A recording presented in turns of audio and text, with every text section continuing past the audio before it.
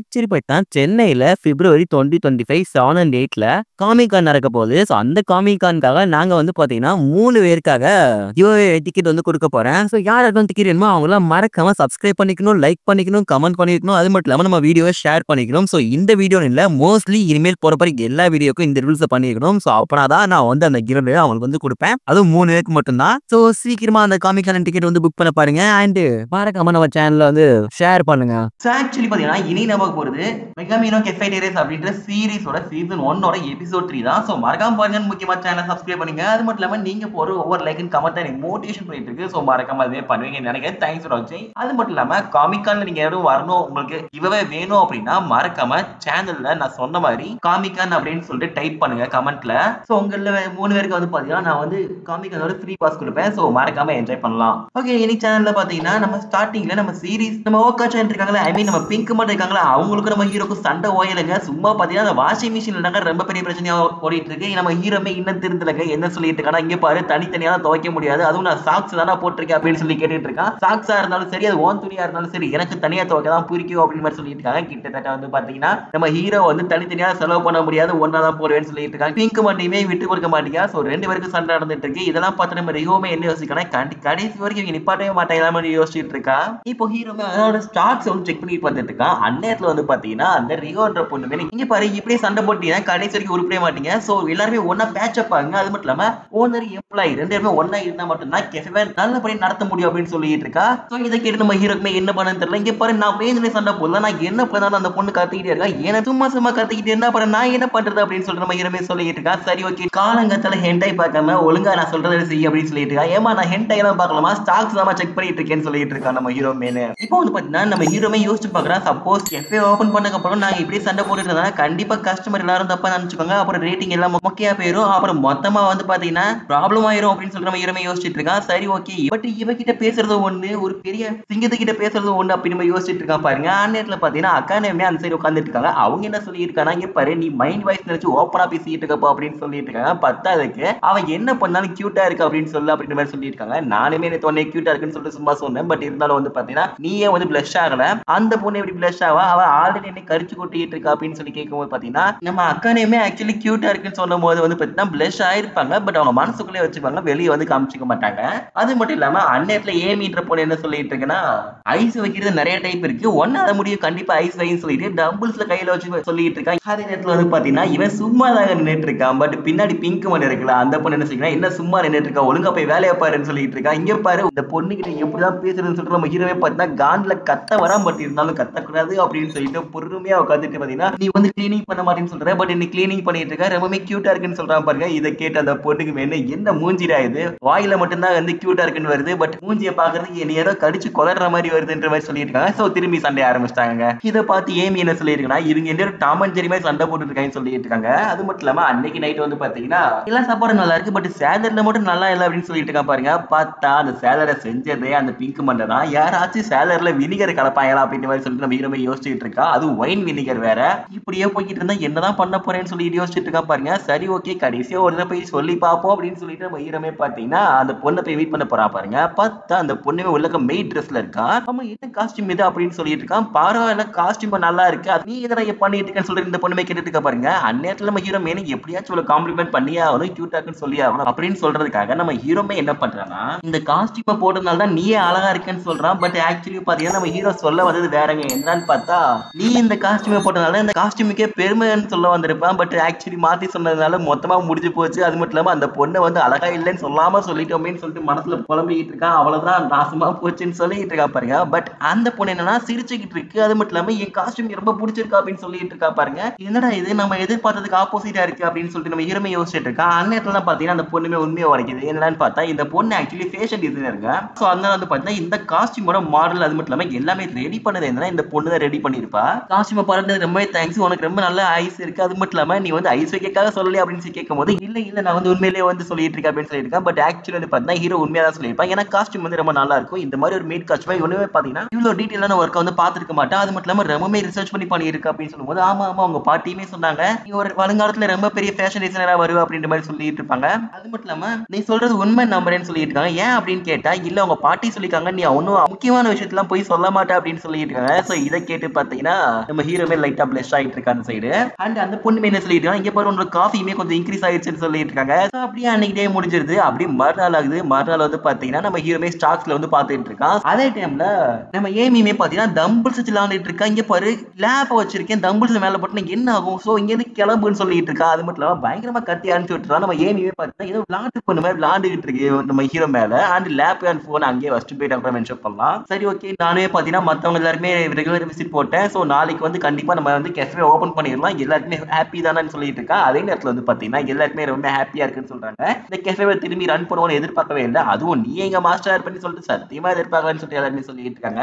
அதே நேரத்துல நம்ம ஏமியுமே பாத்தீங்கன்னா ரொம்ப அமைதியா இருக்கா. கிட்டத்தட்ட வந்து பாத்தீங்கன்னா அமைதியின் உச்சகட்டத்துல இருக்கா. எப்பவுமே நார்மலா கத்திக்கிட்டு இருக்க ஏமி இன்னைக்கு என்னாச்சு ரொம்ப அமைதியா இருக்குன்ற மாதிரி யோசிச்சுட்டு இருக்காங்க. ஆக்சுவலி ஏமி ஏதோ பெருசா ஒரு தப்பு பண்ணியிருக்கா அப்படின்னு தெரிய வருது. பட் என்னன்னு தெரியலங்க. அண்ட் ஹீரோமே பாத்தீங்கன்னா இவங்க எல்லாருக்கும் என்ன மந்த்லி பேமெண்ட் கொடுக்குறான் அட்வான்ஸா. என்ன இது கேஃபே ஓபன் பண்ணல அதுக்குள்ள மந்த்லி பேமெண்ட் அப்படின்னு கேட்கும்போது ஆமா ஆமா நான் உண்மையிலேயே வந்து எல்லாருமே ஈக்குவலா ட்ரீட் பண்ண நினைக்கிறேன் அப்படின்னு சொல்லிட்டு இருக்கா. என்னதான் பார்ட் டைமரா இருந்தாலும் நீங்க வந்து என் பாட்டி கூட கடைசி காலம் வரைக்கும் இருந்துக்கீங்க, சோ ஃபேமிலி தானே அப்படின்னு சொல்லிட்டு இருக்கா. அதே நேரத்துல வந்து பாத்தீங்கன்னா எப்படி உனக்கு காசு வந்துச்சு அப்படின்னு சொல்லி கேட்டா நம்ம ஹீரோமே ஸ்டாக்ஸ்ல வந்து நல்ல ப்ராஃபிட் பார்த்துருப்பாங்க. சோ அதனால வந்து பாத்தீங்கன்னா அந்த கம்பெனில இருந்து நான் வந்து கொஞ்சம் எடுத்துட்டேன் அப்படின்னு சொல்லிட்டு இருக்கான். அதனால எந்த ப்ராப்ளம் இல்லைன்னு சொல்லிட்டு இருக்காங்க. அது மட்டும் நேரத்துல வந்து பாத்தீங்கன்னா ஆமா சப்போஸ் அந்த ஸ்டாக்ஸ் எல்லாம் ஃபால் ஆச்சுன்னா என்ன பண்ணுவேன்னு சொல்லிட்டு எல்லாருமே பாத்தீங்கன்னா நெகட்டிவா பேசுறாங்க பாருங்க. ஏமா இந்த நெகட்டிவா பேசுறது கொஞ்சம் நிப்பாட்டுங்கம்மான்னு சொல்லிட்டு நம்ம ஹீரோமே சொல்லிட்டு இருக்கா. அண்ட் இப்படி வந்து பாத்தீங்கன்னா இந்த பொண்ணுங்களை சத்தியமா புரிஞ்சுக்கவே இல்லைன்னு சொல்லிட்டு நம்ம ஹீரோமே பாத்தீங்கன்னா தனியா உட்காந்துட்டு பீச் ஓரமா பார்த்து பேசிட்டு இருக்கான் பாருங்க. இந்த பொண்ணுங்களை எப்படிதான் புரிஞ்சுக்க முடியுது, இவங்க எப்படிதான் அக்செப்ட் பண்ணுவாங்கன்னு சொல்லி யோசிச்சுட்டு இருக்கா. அதே நேரத்துல வந்து பாத்தீங்கன்னா பின்னாடி ஏமியுமே வந்துடுறா. நாங்க எதுக்கு உன்னை அக்செப்ட் பண்ணணும், ஏன்னா நீ எங்களுக்குமே புதுசான ஆளு. அது மட்டும் இல்லாம இது வரைக்கும் நான் உன்னை பார்த்ததே கிடையாது, இப்பதான் புதுசா வந்திருக்க, வந்து ஒரு வாரம் கூட ஆகல,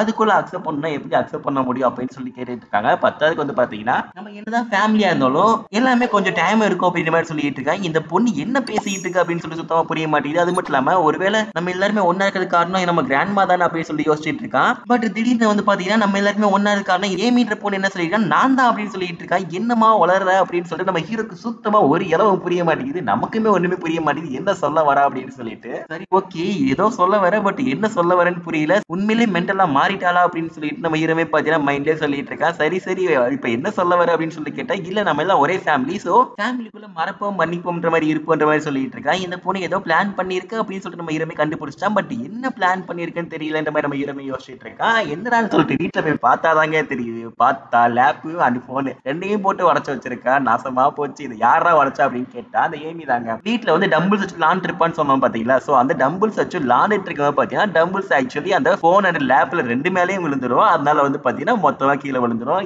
ஏமி என்ன பண்ணி வச்சிருக்கேன்னு சொல்லிட்டு நம்ம ஹீரோவே பார்த்தீங்கன்னா கார்டுல கத்திக்கிட்டு இருக்கான். அதே நேரத்துல வந்து பாத்தீங்கன்னா சரி ஸ்டாக்ஸ் வாங்கியிருப்பான்ல, அந்த ஸ்டாக்ஸோட ஓனர் பாத்தீங்கன்னா மொத்தமா ஸ்கேம் பண்ணிட்டு பணத்தெல்லாம் சொல்லிட்டு ஃபாரினுக்கு போயிட்டாரு. சோ மொத்தமா வந்து பாத்தீங்கன்னா நம்ம ஹீரோமே ஸ்கேம் ஆயிட்டான்னு சொல்லலாம். அது மட்டும் இல்லாம ஷிக்ராக்கியுமே என்ன சொல்றாங்கன்னா சரி ஓகே எல்லா கம்பெனிலும் பிரிச்சு பிரிச்சு தானே நீ வந்து இன்வெஸ்ட் பண்ண அப்படின்னு சொல்லி கேட்டா இல்ல எல்லா கம்பெனிலும் பிரிச்சு பிரிச்சா இன்வெஸ்ட் பண்ணேன், பட் இன்னைக்கு வந்து பாத்தீங்கன்னா கெஃபேவே ரன் பண்றோமேன்னு சொல்லிட்டு நல்ல ப்ராஃபிட் வருதுன்னு சொல்லிட்டு மத்த இதுல உள்ள மேஜரான உள்ள எல்லா ஸ்டாக்ஸையும் எடுத்து இதுல வந்து இன்வெஸ்ட் பண்ணிட்டு அப்படின்னு சொல்லிட்டு இருக்கான். சோ மொத்தமா வந்து பாத்தீங்கன்னா நம்ம ஹீரோ கிட்ட வந்து ஃபண்ட் வந்து ரொம்ப ரொம்ப ரொம்ப ரொம்ப லோவா இருக்கு. சோ கெஃபே நடத்தி அதுல வர காசை வச்சுதான் அடுத்த மாசம் வந்து சம்பளமே கொடுக்க முடியும் அப்படின்னு மாதிரி சொல்லிட்டு இருக்கான்.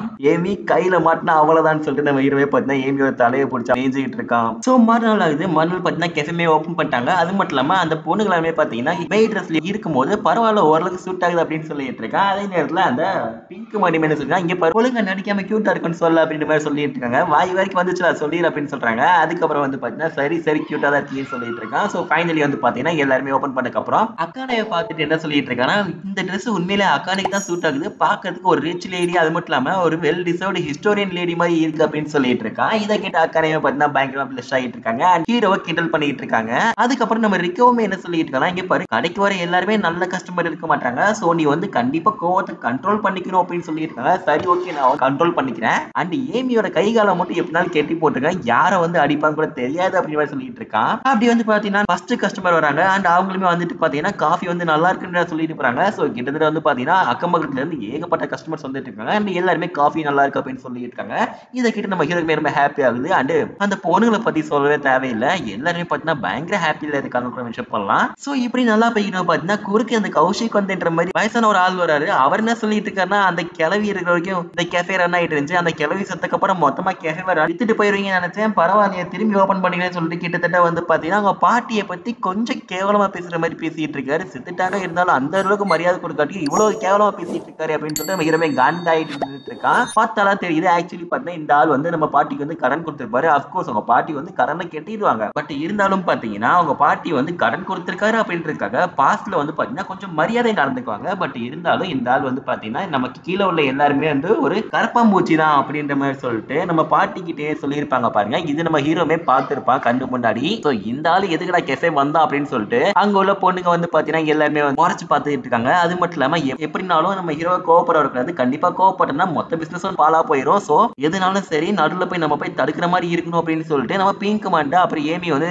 ரெடியா இருக்காங்க. அந்த நேரத்துல நம்ம ஹீரோ மீன் சாரி சார் நான் உங்களை வந்து கவனிக்கல. அது மட்டும் இல்லாம நீங்க பாஸ்ட்ல வந்து ஹெல்ப் பண்ணனால தான் கடன் கொடுத்தனால தான் நாங்களுமே இந்த அளவுக்கு பிசினஸ் ரன் பண்ண முடியுது. சோ எங்க பாட்டி அவங்களுக்கு கடன் பட்டுருக்காங்க ரொம்பவுமே தேங்க்ஸ்னு சொல்லிட்டு நம்ம ஹீரோமே ரொம்பவே பொலைட்டா சொல்லிட்டு இருக்கான். அப்ப அந்த கிழவருமே பாத்தீங்கன்னா என்ன சொல்லிட்டு இருக்காருன்னா இந்நேரம் உங்க பாட்டியா இருந்தா என் காலில் விழுந்து சொல்லியிருப்பாங்க. நீ என்னன்னா மரியாதை கொடுக்க மாட்டேங்க பெரியவங்களுக்கு மரியாதை கொடுக்கல சொல்லிட்டு உங்க வீட்டுல யாரும் சொல்லி கொடுக்கலான்னு சொல்லியிருக்காங்க பாருங்க. கிட்டத்தட்ட வந்து பாத்தீங்கன்னா அந்த கிழவர் வேணும்னே வம்பளுத்துட்டு இருக்காரு. நம்ம ஹீரோமே பாத்தீங்கன்னா பல்ல கடிச்சிட்டு சரி சார் சாரி சார் அப்படின்னு சொல்லிட்டு ஓரளவுக்கு தலை குடிச்சு அவனே பாத்தீங்கன்னா மரியாதை வச்சுட்டு இருக்கான். பட் அந்த ஆள் இன்னுமே விட மாட்டேங்க வேணும்னே வம்பளுக்கிற மாதிரி திரும்பி என்ன சொல்லியிருக்காரு இந்நேரம் உங்க பாட்டி இருந்தா காலில் விழுந்திருப்பாரு. என்ன காலில் விழுக மாட்டேன்னு சொல்லிட்டு கிட்டத்தட்ட வந்து பாத்தீங்கன்னா நம்ம ஹீரோவை காலில் விழுக வைக்கணும். அது மட்டும் இல்லாம இந்த வயசானவங்க பாத்தீங்கன்னா யாரையுமே மதிக்காம பேசிக்கிட்டு இருக்கான். சோ இதை கிட்ட நம்ம ஹீரோக்கு அடிச்சிடலாமா அப்படின்னு சொல்லிட்டு கையை முறுக்கிட்டு இருக்கான் பாருங்க. அந்நேரத்துல வந்து பாத்தீங்கன்னா நம்ம பாட்டி வந்து இந்த கேஃபேவை ரொம்ப கஷ்டப்பட்டு ரன் பண்ணிக்காங்க. நான் ஒருத்தன் கோவப்பட்டுன்றதுக்காக இந்த கேஃபேவை வந்து மூட முடியாது. சோ அதுக்காக பொறுமையா இருப்பேன்னு சொல்லிட்டு பொறுமையா இருக்கேன் பாருங்க. பார்த்தா அந்த 5 பொண்ணுங்க எல்லாருமே அடிக்க ஆரம்பிச்சிடுறாங்க. அது மட்டும் இல்லாம சாரி சார் இங்க வந்து ஒரு பெரிய கரப்பாம்பூச்சி ஓடிட்டு இருக்கு.